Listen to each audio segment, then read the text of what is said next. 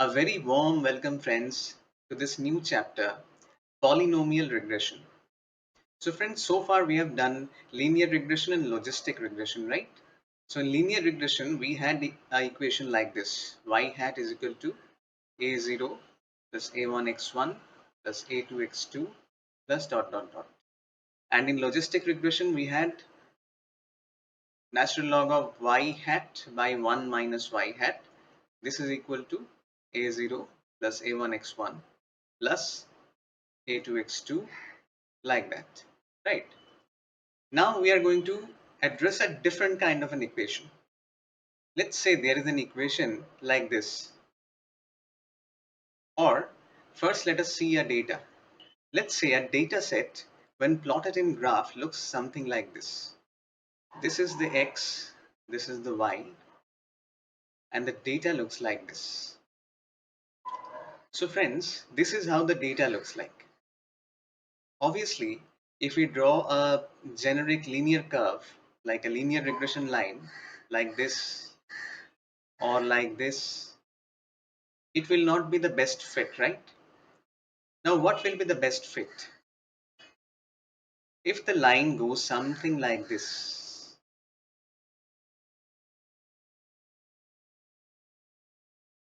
now this kind of a curve can be called a polynomial curve. How does a polynomial curve look like in mathematical terms or in algebraic terms? It looks something like this. Y hat is equal to a0 plus a1 x1 plus a1 x1 square. We are considering in this equation that there is only one feature x1. So this is x1 basically, plus a2 x2 x1 square. Oh, sorry, plus a2 x1 cube plus dot dot dot dot. So this is how this kind of an equation works. Now this equation is called a polynomial equation. Now if the equation happens to be like this, can we do it in Python or can we code it? Yes, obviously we can do it. We'll be doing it right now.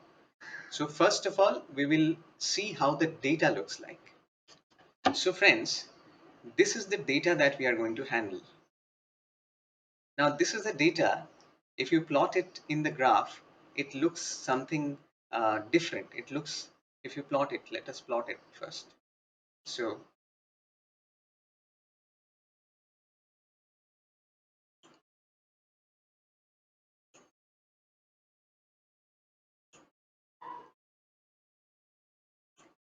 you can see, friends, this data when plotted looks something like this. It is not a straight line.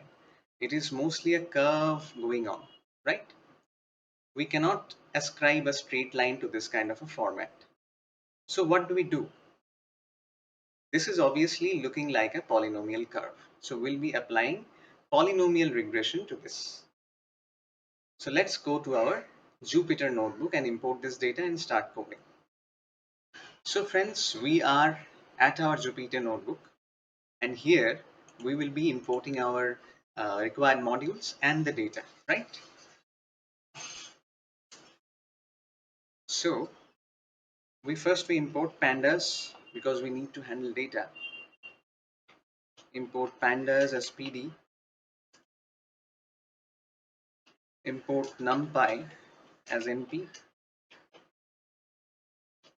Import matplotlib.pyplot as plt. From sklearn.preprocessing, import polynomial regression, polynomial features. So that's about it. We are ready to go, friends. Now we'll be creating the data frame. df is equal to pd.read. This is an Excel file, so we write read Excel, and we have to check out what is the name of the file also. Salary full data poly dot xlsx. This is our data frame, friends. Now let's visualize it. So you can see, friends, we have experience and we have salary. And we already saw the distribution. It was distributed in a curved manner, in a J-curve kind of a manner. So this is going to be a polynomial regression that we have to execute, right? So friends, first thing what we do is we call the polynomial features module. Polyreg is equal to polyreg is equal to polynomial features. So friends, now what we'll do is we'll split this data into x and y. X is equal to df experience. This is x. We'll be transferring it or converting it into a data frame first. So x is equal to pd dot data frame x. Now if we check x, see, it has transformed into a data frame. Similarly, we do the same thing with y. Y is equal to pd dot data frame df salary.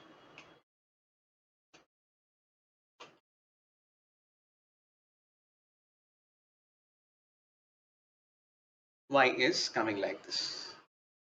So friends, we have split the data into x and y. Now we are going to fit it into the polyreg. So polyreg dot fit x comma y. Now the features is basically fit with the data. Now we can do predict, right? But you will see here there is a catch. We cannot directly use polynomials with it without using the linear regression module. You will see why.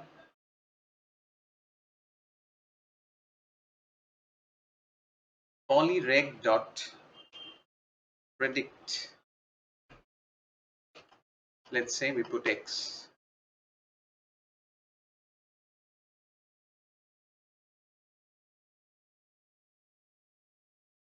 You see here it is being written polynomial features object has no attribute predict. So to predict the data, we need linear regression. So what we do is we import linear regression module from from sklearn dot linear model import linear regression, and we are going to call this also linreg is equal to linear regression. Now we have polyreg and linreg both. Now using both these two, we will be able to predict the data. So friends, before we use the linreg, what we have to do is we have to fit transform the data or fit transform the feature with respect to the polynomial module. So for that, what we do is polyx is equal to polyreg dot fit transform x. Now we have fit transformed the feature values with respect to the polynomial module. Now we will be fitting poly x and y into the linreg. Linreg dot fit poly x comma y. Now this is done. Polyreg dot fit poly x comma y. Now we have both our polynomial module and our linear regression module both functional. Now what we can do is we can use the pred, that is the predict function. So linreg dot predict, what we are going to predict, we are going to use polyx for it, right? Polyx. See friends, we get a predicted set of arrays. So this is basically our y pred or y hat. So this is our y hat. And we can transform it into a data frame. Pd dot data frame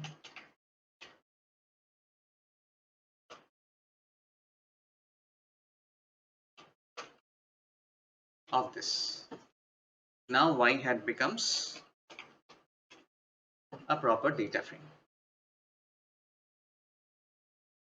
Now friends, let us do one thing. Uh, let us plot the curves to see how the regression is going on. So far we have predicted the values and we have the actual values. So definitely we can plot. So let us plot it. Plt dot scatter x comma y. Color, let us keep it light red or pink.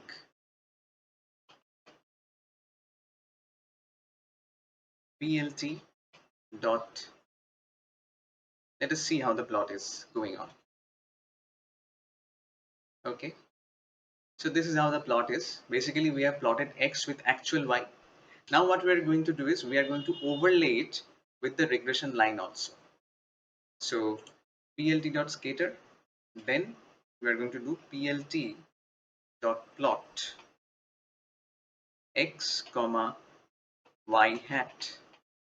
Color is equal to blue. Line width is equal to 1.5.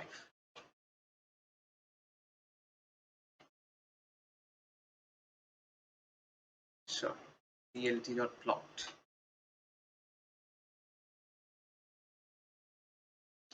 Now you can see friends, we have the regression plot overlaid on the actual values, right? These vertical blobs that you can see is basically for the same experience we have a range of salaries. So that is why this blob is coming here. But in regression, what y hat is predicting is for one number of experience, it is giving one value for the salary only. While in actuality, there is a deviation, like there is a range of values that is coming. So this is well and good so far. What we are missing is basically the x label, y label, and the plot name. So plt dot x label experience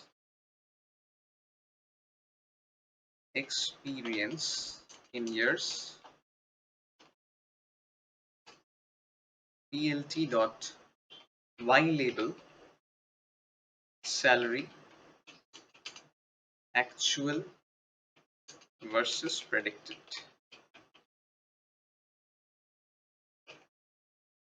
right?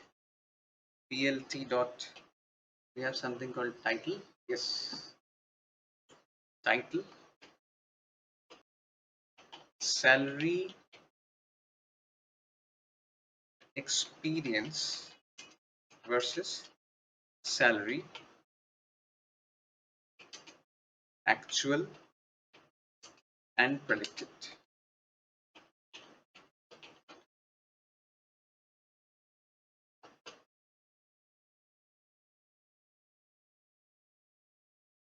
So here we have it friends. We have the curve here, you can see. We have successfully completed our polynomial regression with the use of this data with one simple variable.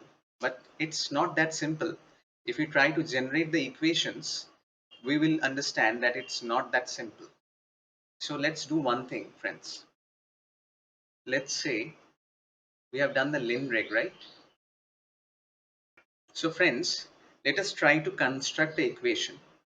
For that, what we do is we take out the intercept and the coefficients.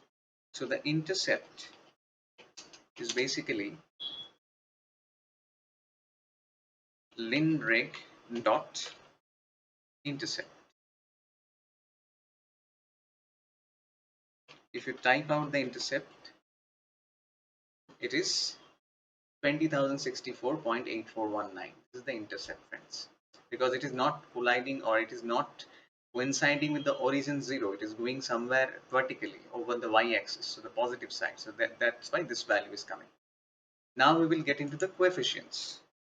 So coefficients, or let's say coef is equal to linreg dot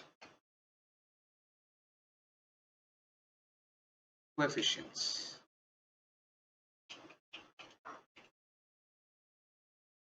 So friends, these are the values that are available. First is 0, second is -5, 1, 2, 5, 3, 2, 9, 5, then 840.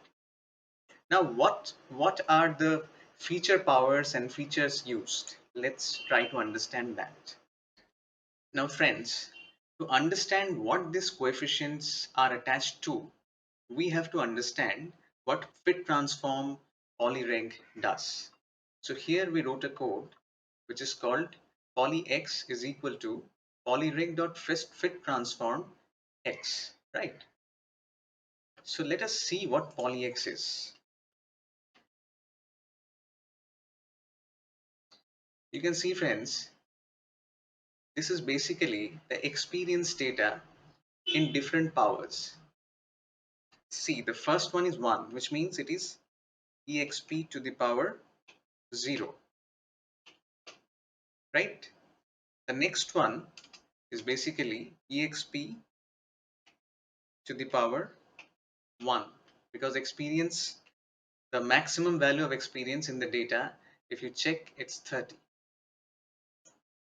And the last one, exp square. So these are basically the features. These are basically the features to which these coefficients are attached. So we can write the equation something like this. Print the polynomial equation for salary, or salary versus experience,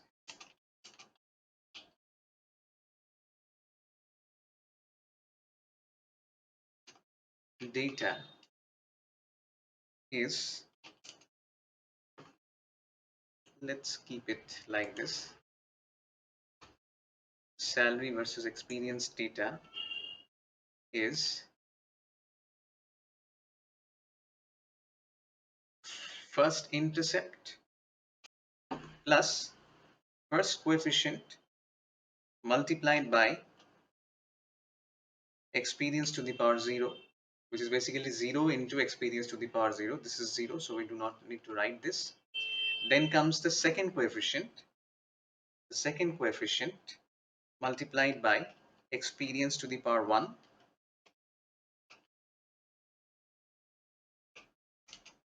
plus third coefficient multiplied by experience to the power 2.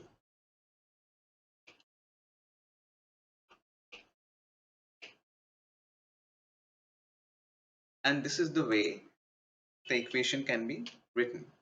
Now we enter the coefficient values here, friends. So it is going to be intercept, first value of the array,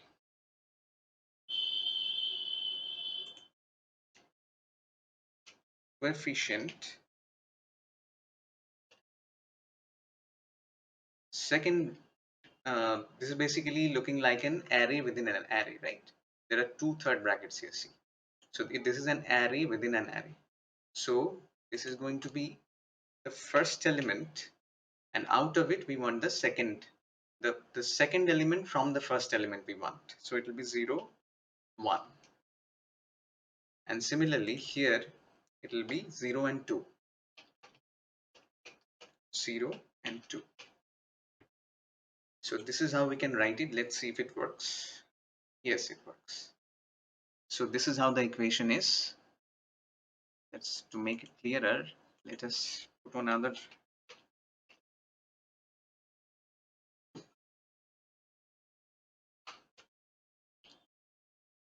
Now it is clear. This is the intercept. This is the first coefficient into experience to the power 1, and this is the second coefficient into experience to the power 2. This is how it has worked, right? So again, to revise, this polyx, the polynomial transformation of the data, basically what it did is use the feature to create multiple polynomial features as it saw fit, right? So that's what it did. To confirm that whether 30 is the maximum value of experience, you can check in the data, friends. Let me show you. Friends, here is the data. If we arrange it from small to large, or say largest to smallest, sort it from largest to smallest, you can see the experience here is 30, and there is a range of values. That's what I spoke about, that there is a range of values for each of the year number of experience. While y hat is giving only one value for one experience number of years value, this one is coming at multiple values. So we go back to the code, friends. Now we have drawn the equation. Now another question comes is, can we measure the cost function of it? What is the cost function of it, friends? So to measure the cost function, friends, what we have to do is first we calculate the error. So the error, or the error matrix, is basically y hat dot values minus y dot values. This is the error matrix.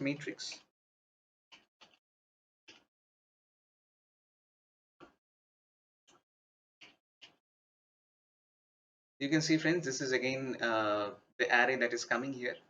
Now we have got the error. Now what is the cost function, friends? It is exactly the same. We can use exactly the same function as we used in uh, linear regression. So that is basically sum of squared errors. In a matrix form, this works like this. Cost function is equal to 1 by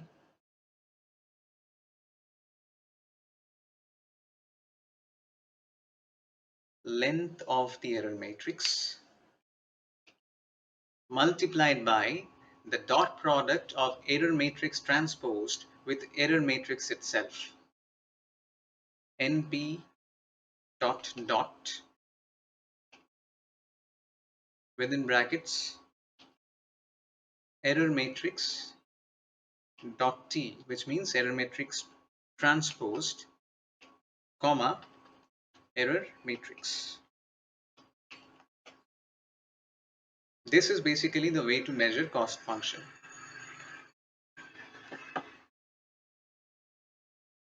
Now if you check the value of cost function, you will see something. You can see, friends, the value is 5462823.96. So this is a very huge value in an absolute term, right? But the thing is, this has been minimized and then the regression has been formed. You can eyeball it easily if you see this regression graph. This has been actually a cost minimized regression. So that's about it, friends. This is what we have to learn in polynomial regression. Later on, I'm planning to go more in depth into the algorithms, like creating our own cost function with coding and creating our own regression modules with coding. Apart from that, the multitude of algorithms that we got introduced to in the introductory session of this course We will be accessing all of them. We'll be trying to understand their underlying mathematics and their way of coding in Python. Till then, keep coding, keep learning. If you feel these videos are adding value to you in some way, do remember to subscribe to the channel, to like the video and comment and share your feedbacks. Thank you so much for being with me in this video.